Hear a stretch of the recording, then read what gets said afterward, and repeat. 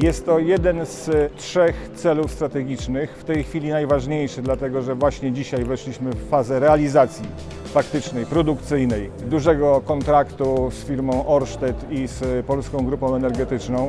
Obie firmy są znane w branży. Dla nas jest to wejście, otwarcie sobie drzwi jako pierwszy wykonawca, czyli poziomu Tier 1 w tym projekcie. Być może niektórym sceptykom wyda się, że montowanie czy budowanie, produkcja elementów typu boat landing czy klatek anodowych to jest coś, co nie wymaga wielkiej precyzji zaangażowania. Chciałbym podkreślić, że dzięki naszym pracownikom Grupy Przemysłowej Baltic dowozimy też w tym zakresie jakość. Jakość jest w energetyce wiatrowej morskiej niezwykle ważna. Absolutnie dotrzymujemy wszelkich zakresów jakościowych i również produkcyjnych. Nie mieliśmy tutaj żadnych wątpliwości. Oferta złożona przez Grupę Przemysłową Baltic, dzisiaj w jej zakładzie jesteśmy w Gdyni, spełniała wszystkie wymagania jakościowe postawione przed wykonawcami w tym postępowaniu zakupowym.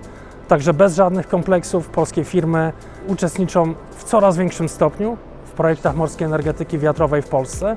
Cały czas budują jeszcze kompetencje, cały czas budują swój potencjał wytwórczy. Widzimy to, poczyniają odpowiednie inwestycje w swoje zasoby, dlatego wierzymy, że w kolejnych projektach morskiej energetyki wiatrowej udział tych firm będzie jeszcze wyższy.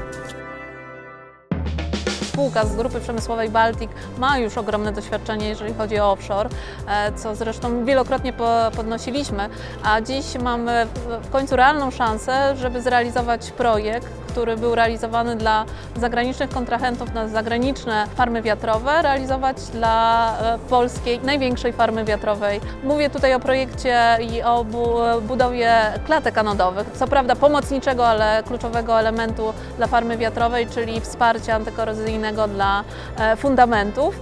I czujemy ogromną dumę z tego względu, że ta kompetencja, która była realizowana dotychczas wyłącznie na zagraniczne rynki, mamy szansę wykazać, pokazać, że nie jest to trud dla polskich spółek, polskiej firmy, polskiej Grupy Przemysłowej Baltic dla realizacji realnego local content.